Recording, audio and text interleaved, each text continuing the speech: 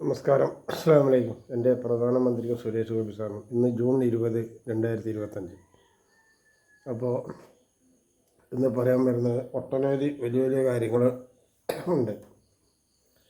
ആദ്യം പറയട്ടെ, നിങ്ങൾ ലൈക്ക് ചെയ്യണം, ഷെയർ ചെയ്യണം, കമൻറ്റ് ചെയ്യണം. ഞാൻ എന്താ പറയുന്നതെന്ന് നിങ്ങൾ ശരിക്കും നോക്കണം, സത്യമായിട്ട് നോക്കണം. ഈ കൈ ആരോട് തെറ്റ് ചെയ്തിട്ടില്ല, ചെയ്യാൻ ഉദ്ദേശിക്കുന്നില്ല, അത് നിങ്ങൾക്ക് ഉറപ്പിക്കാം. ഞാൻ ഒരാളുടെയും മുതൽ കളവ് നടത്തിയില്ല, അതേമാതിരി വ്യഭിചാരം നടത്തിയില്ല, നടത്താൻ ഉദ്ദേശിക്കുന്നില്ല.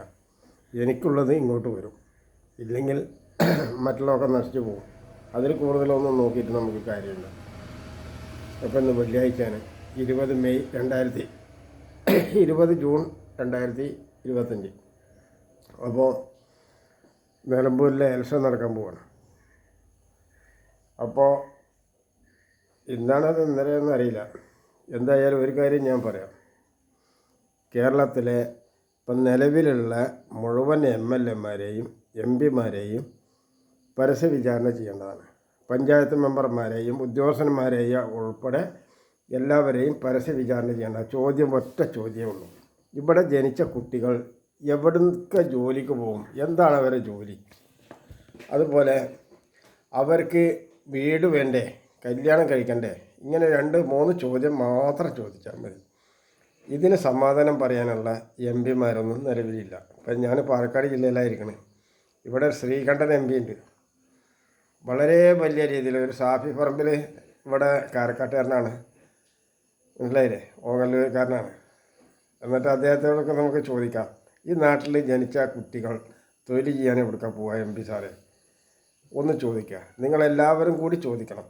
കാരണം കോൺഗ്രസ്സുകാർക്ക് അറിയില്ല, അല്ലെങ്കിൽ താഴെയുള്ളവർക്ക് അറിയില്ല, മേലുള്ളവർക്ക് അറിയില്ല. 1957, 67 അറിയുമോ എന്ന് കോൺഗ്രസ്സുകാരോടും CPM-കാരോടും ചോദിക്കുക. 2 കൂട്ടരോടും ചോദിക്കാം. കാരണം 2 കൂട്ടരും കൂടി വന്ന് ചെയ്തു വെച്ചാൽ എന്താണെന്ന് നിങ്ങൾ ചോദിക്കുക. ഇതിൽ നിങ്ങൾക്ക് മനസ്സിലാവുന്ന ചില കാര്യങ്ങളുണ്ട്. നിങ്ങൾക്ക് എന്ന് പറഞ്ഞാൽ എല്ലാവർക്കും. അതുപോലെ ഉത്തരേന്ത്യയിൽ നടക്കുന്ന അക്രമവും കൊലപാതകവും ഫുള്ളായിട്ട് ലീഗിൻ്റെ വകയാണ്. അതുമാത്രമല്ല, പിന്നെ ലീഗിൻ്റെ നല്ലൊരു മുഖ്യമന്ത്രി ഉണ്ടായിരുന്നു, CH മുഹമ്മദ് കോയ, ഉപമുഖ്യമന്ത്രി, വിദ്യാഭ്യാസ മന്ത്രി, അങ്ങനെ കുറേ മേഖലയിലൊക്കെ വർക്ക് ചെയ്താണ്. അദ്ദേഹത്തിന് വിദ്യാഭ്യാസത്തിന് യോഗ്യത ഉണ്ടോ എന്നുള്ള കാര്യമൊന്നും എനിക്കറിയില്ല. പക്ഷേ എന്തായാലും ചെയ്തു വെച്ച പ്രവൃത്തിയൊന്നും വലിയ കുഴപ്പമുള്ളൊരു കാര്യമല്ല. പക്ഷെ അത് പോരാ. ഇന്ന് ആ പ്രവൃത്തിയുടെ പിന്നിൽ കോടിക്കണക്കിന്, ഇദ്ദേഹം മരിച്ച് ഖബറിൽ പോലും കിടക്കാൻ പറ്റാത്ത രീതിയിൽ അക്രമം ചെയ്യുന്നു പല തരത്തിൽ. അതാണ് അതിൻ്റെ ഏറ്റവും വലിയ അത്ഭുതം. അതായത് കിഡ്നി ഡയാലിസിസ് ചെയ്യുക, അതായത് രോഗം മാറുന്ന മരുന്ന് കൊടുക്കാണ്ട് മറ്റുള്ളവനെ അവിടെ കൊള്ള ചെയ്യുന്നുണ്ട്. എന്നാൽ ഞാൻ ഈ സൈഡിൽ നിന്നിട്ട് കൊള്ള ചെയ്യുക എന്നതാണ് ഇവരെടുത്ത നയം. മറ്റുള്ളവർ കൊള്ള ചെയ്യുന്നുണ്ട്. ഇപ്പോൾ കാര്യം മനസ്സിലായില്ലേ? മറ്റുള്ളവരാരാ? അത്രയും ചെയ്യുന്നുണ്ട്. അപ്പോൾ അതിലും വലിയ കൊള്ള ഇവിടെ ചെയ്യാം. എന്നിട്ട് ഞങ്ങൾ കാരുണ്യം ചെയ്യുന്നുണ്ട് എന്നാ. എടോ, മനുഷ്യന് വേദന വരുമ്പോൾ അതിൻ്റെ വിഷമം നിനക്കറിയണമെങ്കിൽ നിനക്ക് വേദന വരണം.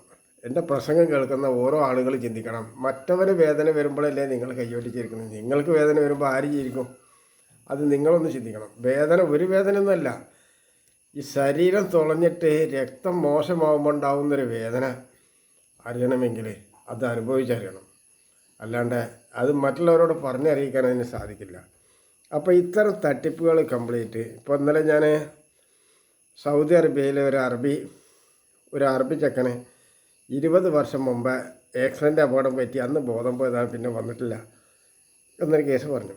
ഞാൻ പറഞ്ഞു, എനിക്ക് ഇവിടെ കിട്ടുകയാണെങ്കിൽ 25 ലക്ഷം രൂപയും വേണം, 48 മണിക്കൂർ. അതായത് എൻ്റെ 48 മണിക്കൂർ മരുന്ന് കഴിയുമ്പോൾ ഇയാൾ അടുത്ത സിറ്റിയിലേക്ക് കട്ടൻ ചായ, പാലില്ലാത്ത കട്ടൻ ചായ കുടിക്കാൻ വേണ്ടി ഇറങ്ങി ചെല്ലും ഈ ചത്ത് കിടക്കുന്ന ആൾ, മനസ്സിലായില്ലേ?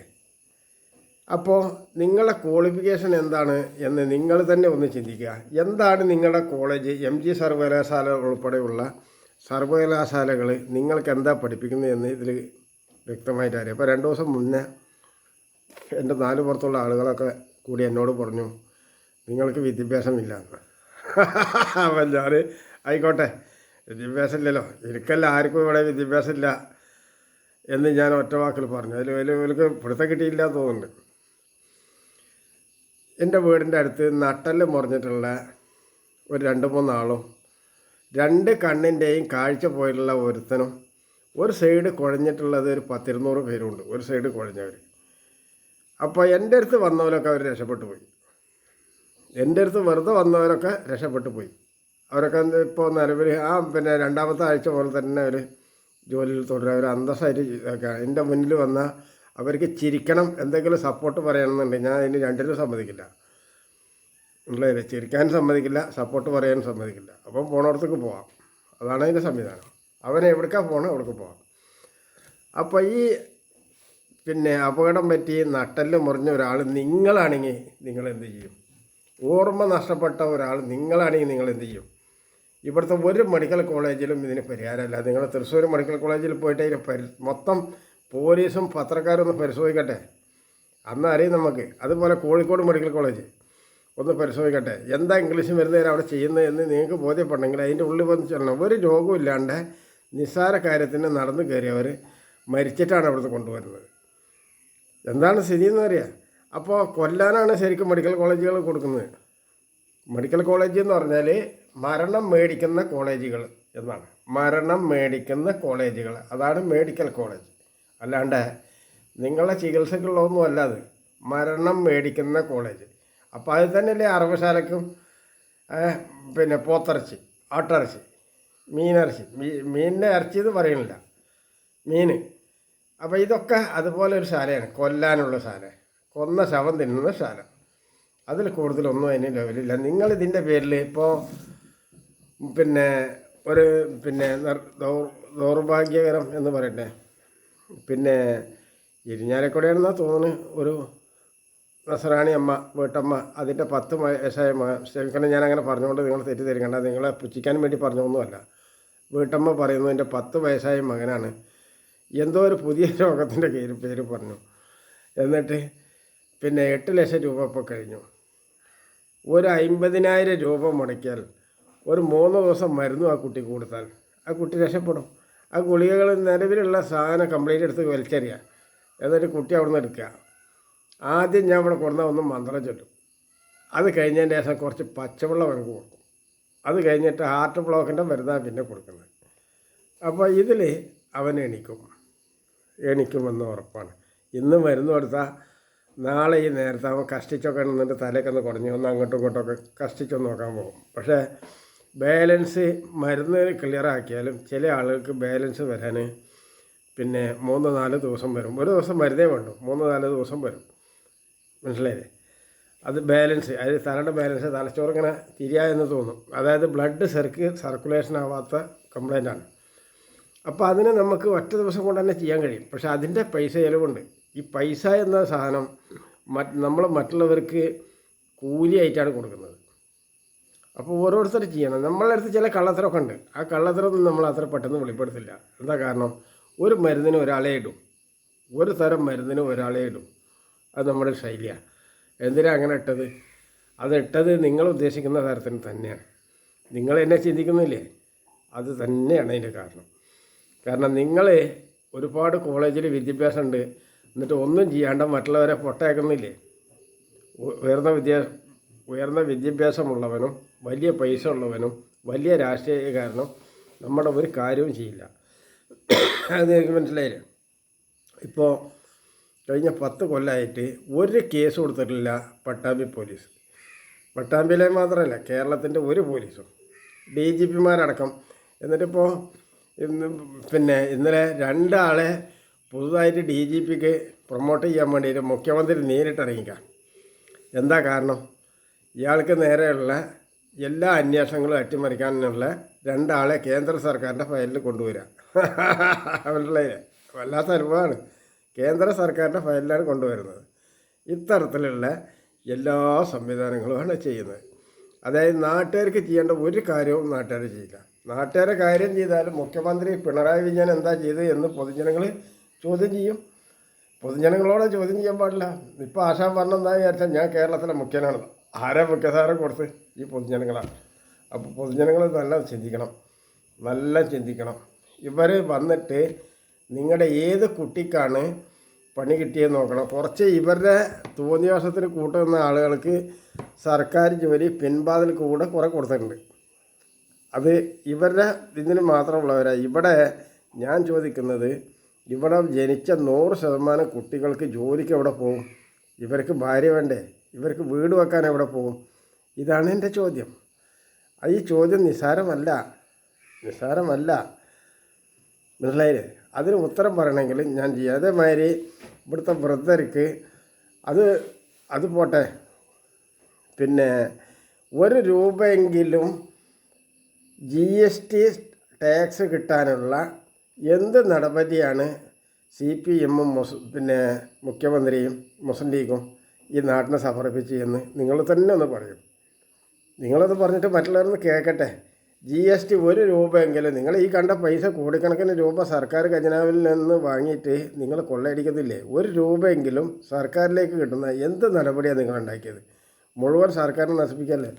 സർക്കാരിൻ്റെ ഒരു കൊല്ലത്തെ റോഡിന് പൊളിഞ്ഞതെന്ന് പറഞ്ഞ കംപ്ലൈൻറ്റ് കിട്ടി. അത് സർക്കാർ കടലാസുകളിൽ മാത്രം അതിന് 5 ലക്ഷം രൂപ റിപ്പയറിനിടും. സർക്കാർ ഇതൊക്കെ കടലാസിലാണ്. അങ്ങനെ 4 തവണ ചെയ്ത് ഇത് ചോദ്യം ചെയ്യാനൊന്നും നോക്കാനൊന്നും ഇവിടെ ആരുമില്ല, അങ്ങനെ നോക്കൂല.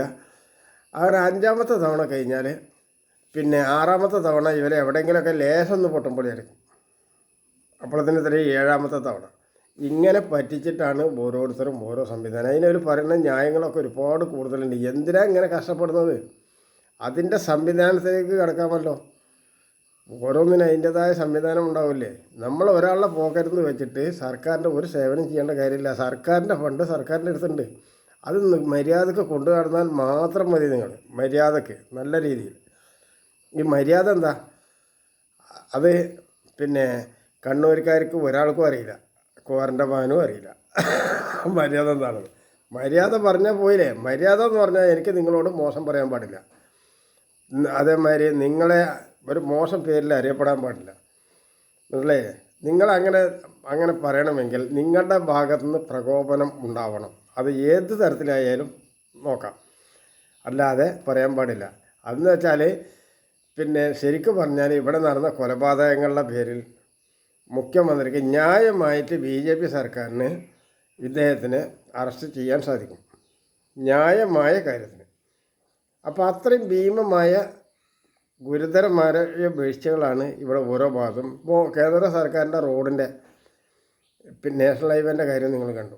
ആ നാഷണൽ ഹൈവേൻ്റെ കാര്യം കണ്ടത് ന്യായപ്രകാരം അതിനെന്താ, അതിന് ശരിയായ വഴി എന്താ? ആ പണി ചെയ്യുമ്പോൾ ആ ശരിയായ അതിൻ്റെ വഴി അടി മുതൽ തൊട്ടിട്ട് മോള് വരേക്ക് ഓരോ സൈഡും പകുതി വരെ ഒരു തരത്തിലും അതിൻ്റെ ബാക്കി പകുതി വേറൊരു തരത്തിലും കൂടിയിട്ട് കോൺക്രീറ്റ് ചെയ്ത് കയറ്റലാണത് ചെയ്യുക. മനസ്സിലായില്ലേ? അപ്പോൾ ഒരു റോഡ് എവിടെയും പൊടിയില്ല. പിന്നെ അത് മാത്രമല്ല, ഇനിയൊരു കാര്യം കൂടിയുണ്ട്. ഈ തോനെ മണ്ണിട്ടിട്ടൊക്കെ നേരത്തിനേക്കാണ് നല്ലത് അതിൽ നല്ല ഒന്നാന്തരം സ്ലാബ് ഇട്ട് കൊടുക്കുന്നതാണ് നല്ലത്. അപ്പോൾ ആ 2 കാര്യം അവിടെ പരിഹാരമാവും. ഇതൊന്നും ചെയ്യാണ്ട് കണ്ടിട്ട്, അത് മാത്രമല്ല ഇവിടുത്തെ ഓരോ റോഡുകളും വേണ്ടത് 95 മീറ്റർ വീതിയുള്ളതാണ്. അത് 3 വിഭാഗമായിട്ട് തിരിക്കണം. പിന്നെ ഏറ്റവും നടുവിലുള്ളത് ഓവർ സ്പീഡ്, അതായത് 200 കിലോമീറ്ററിൻ്റെ കൂടുതൽ വേഗത ഉള്ളത്.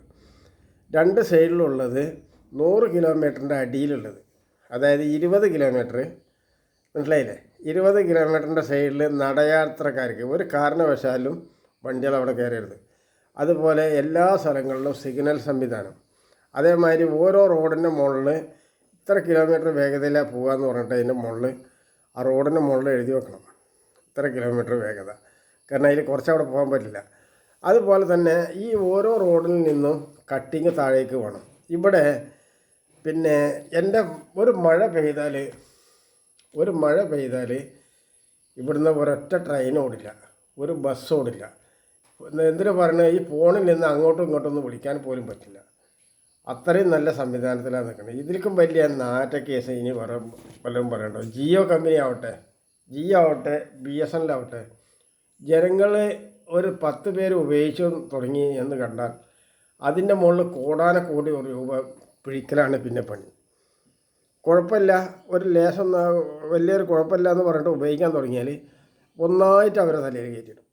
ഒന്നായിട്ട് ഇപ്പോൾ ജിയോയിൽ നിന്ന് പിന്നെ 2 GB നെറ്റൊക്കെ ഉണ്ട്, ഒരു ഗൂഗിൾ പേ അടക്കം കൊടുക്കാൻ പറ്റില്ല, ഒരു സ്ഥലത്ത് നിന്നിട്ട് പറ്റില്ല. പിന്നെ എന്തിനാ ഈ സാധനം കൊണ്ട് ആലോചിച്ച് നോക്കണം. ഓരോ സാധനം അങ്ങനെ BSNL ഇതിൻ്റെ അങ്ങേപ്പറാണ്. പിന്നെ എന്തിനാ ഇതൊക്കെ കൊണ്ടു നടക്കുന്നത് എന്നാണ് ഞാൻ ചോദിക്കുന്നത്. പിന്നെ എയർടെലാണെങ്കിൽ പിന്നെ ആ കൂടിയ പൈസക്ക് 1.5 GB നെറ്റാണുള്ളത്, അതും ഉപയോഗിക്കാൻ കഴിയില്ല. പിന്നെ ആരോട് പറയും സാധനം? ഇന്ത്യ ഗവൺമെൻറ്റിൽ ഇവിടെ ജീവിക്കുന്നവർ ഇന്ത്യ ഗവൺമെൻറ്റിനോട് പരാതി പറയാൻ പറ്റില്ല. എന്താണ് കാര്യം? ഇവിടെ കേരള സർക്കാരിനോട് പരാതി പറയാൻ പറ്റില്ല. പരാതി പറഞ്ഞിട്ട് കാര്യമില്ല. ഇവിടെ കേരളത്തിൽ ഒരു പരാതി ആരോടും പറഞ്ഞിട്ട് യാതൊരു കാര്യമില്ല. മുഖ്യമന്ത്രി പിണറായി വിജയൻ വളരെ മോശമാണ്. എന്താ അപ്പം ഇതിന് ചെയ്യുക നമ്മൾ? വളരെ മോശമാണ്. മനസ്സിലായില്ലേ? ഈ ഒരു കാര്യത്തിൽ മാത്രമൊന്നുമല്ല, എല്ലാം പോയിട്ടുണ്ട്, കംപ്ലീറ്റ് പോയിട്ടുണ്ട്. ഇനി എന്താ ഈ സംവിധാനത്തിന് ചെയ്യുക എനിക്കറിയില്ല. അസ്സലാമു അലൈക്കും.